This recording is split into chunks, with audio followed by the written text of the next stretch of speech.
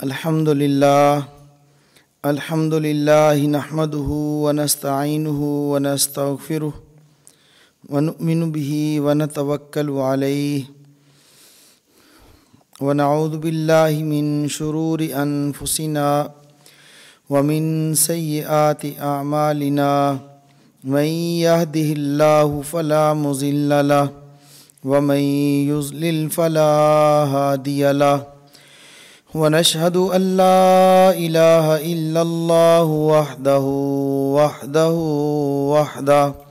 لا شريك له ولا مشير له ونشهد أن سيدنا ومولانا محمدا عبده ورسوله أما بعد فأعوذ بالله من الشيطان الرجيم وَإِذَا سَأَلَكَ عِبَادِي عَنِّي فَإِنِّي قَرِيبٌ أُجِيبُ دَعْوَةَ الدَّاعِ إِذَا دَعَانِ صدق اللہ العظیم وصدق رسولہ النبی الکریم ونحن على ذلك لمن الشاہدین والشاکرین والحمد للہ رب العالمین۔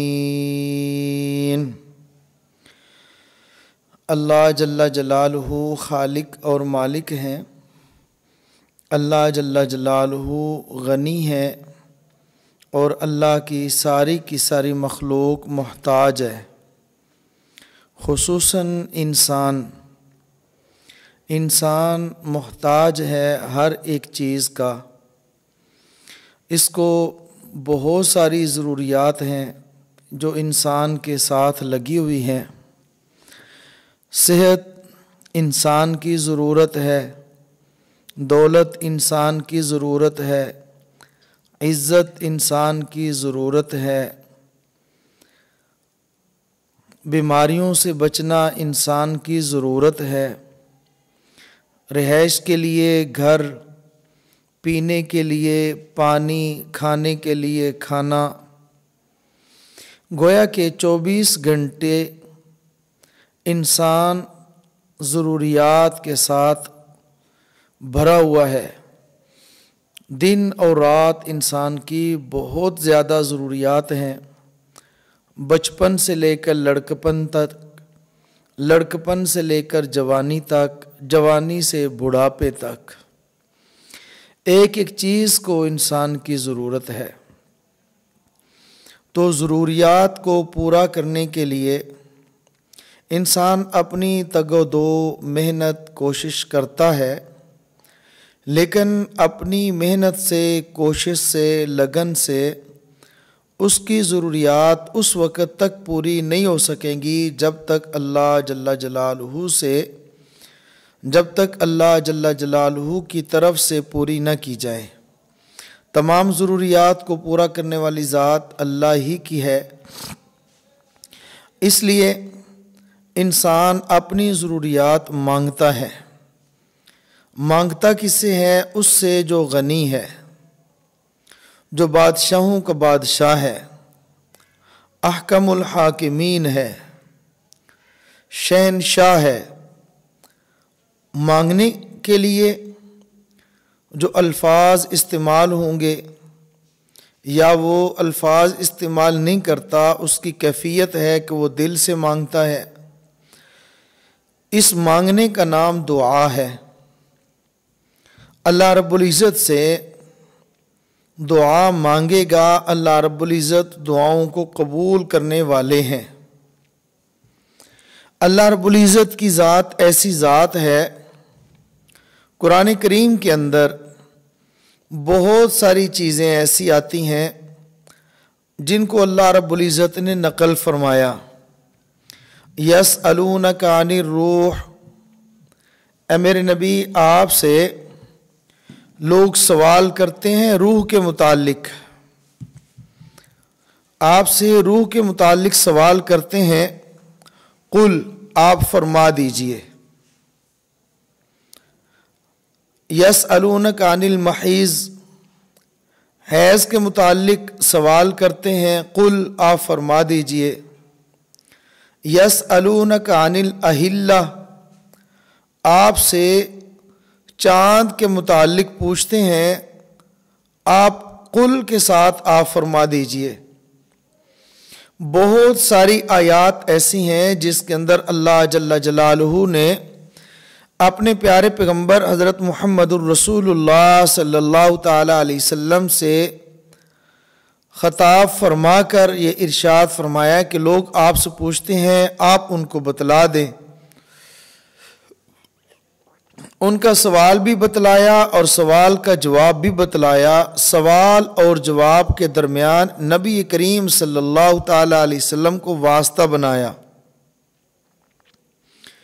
لیکن جب مانگنے کے بارے میں، اللہ جل جلالہ سے دعا کرنے کے بارے میں یا اپنی ذات کے بارے میں، اللہ رب العزت فرمایا کہ جب میرے بندے میرے متعلق سوال کریں، پھر قل نہیں فرمایا وَإِذَا سَأَلَكَ عِبَادِي عَنِّي فَإِنِّي قَرِيب۔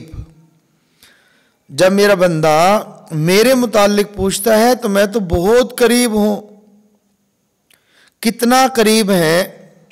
وَنَحْنُ أَقْرَبُ إِلَيْهِ مِنْ حَبْلِ الْوَرِيدِ، ہم تو شاہ رگ سے بھی زیادہ قریب ہیں۔ کتنا اللہ جل جلالہ کی ذات انسان کے قریب ہے۔ نبی کریم صلی اللہ تعالی علیہ وسلم نے یہ ارشاد فرمایا، حضرت ابو ہریرہ رضی اللہ تعالیٰ عنہ سے روایت ہے، قال النبی صلی اللہ علیہ وسلم یقول اللہ تعالی انا عند ظن عبدی بی، کہ انسان جیسا میرے ساتھ گمان کرے گا میں ویسا ہی اس کے ساتھ معاملہ کروں گا۔ اذا ذکرنی فإن ذکرنی فی نفسی ذکرتہ فی نفسی، جب وہ مجھے یاد کرتا ہے میں اسے یاد کرتا ہوں، وہ مجھے خلوت میں یاد کرتا ہے تو میں بھی اس کو خلوت میں یاد کرتا ہوں، وہ مجھے تنہائی میں یاد کرتا ہے میں بھی تنہائی میں یاد کرتا ہوں۔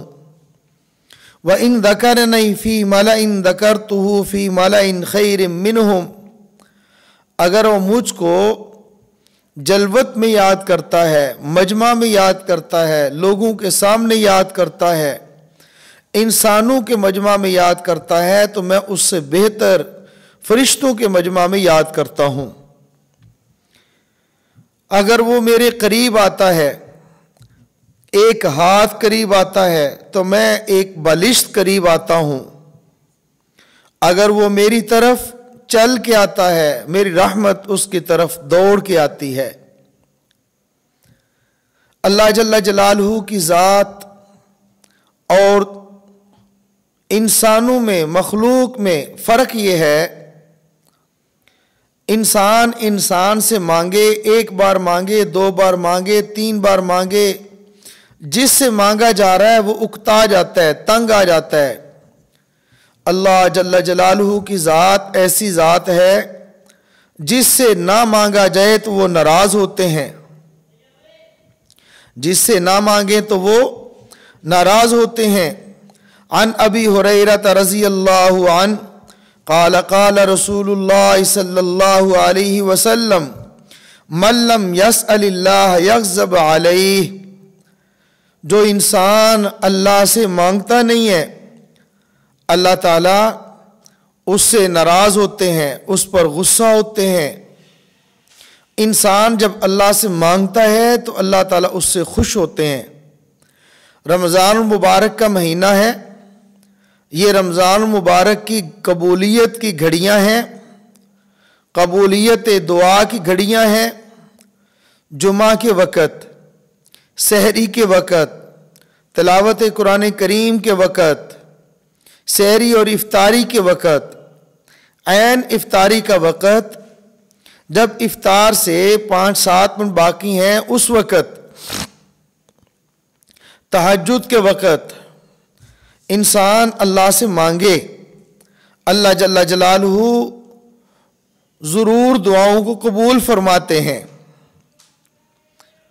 عن ابی ہریرہ رضی اللہ عنہ قال قال رسول اللہ صلی اللہ علیہ وسلم ثلاث دعوات مستجابات دعوت المظلوم ودعوت المسافر ودعوت الوالد علی ولدہ. 3 لوگوں کی دعا رد نہیں ہوتی، مسافر کی، مظلوم کی اور باپ کی جو اپنی اولاد کے حق میں دعا مانگی جائے. تو میرے عزیز دوستوں اور بھائیوں، میری ماؤں اور بہنوں، آپ سے یہ گزارش ہے کہ یہ رمضان کی گھڑیاں ہیں، اللہ جل جلالہ سے خوب مانگا جائے. ہر وقت اللہ کی طرف متوجہ ہو کر دعا مانگنے کے کچھ آداب ہیں. گناہ کبیرہ پر اصرار نہ کرے، دعا کے وقت غافل نہ ہو، بے توجہ نہ ہو، حلال رزق کھائے، دعا کرتے وقت جلد بازی نہ کرے، سکون اور آرام کے ساتھ، دعا کی قبولیت کی پوری امید ہو بلکہ یقین کے ساتھ، رقت قلب کے ساتھ دعا مانگے. اللہ تعالیٰ کے اسماء حسنہ اور اللہ تعالیٰ کی صفات عالیہ کا تذکرہ کر کے ان کا واسطہ دے کر اللہ سے دعا مانگے. اولیاء کے نیک اعمال، انبیاء، صدیقین، شہداء، صالحین، ان کا وسیلہ دے کر اللہ سے دعا مانگے. اللہ تعالیٰ کے سامنے گڑ گڑائے، رو رو کر دعا مانگے. رو نہیں سکتا، کم از کم رونے کی صورت بنا کر دعا مانگے. اللہ جل جلالہ مجھے بھی آپ کو بھی زیادہ سے زیادہ اپنی ذات عالی سے مانگنے کی توفیق عطا فرمائے. السلام علیکم ورحمۃ اللہ.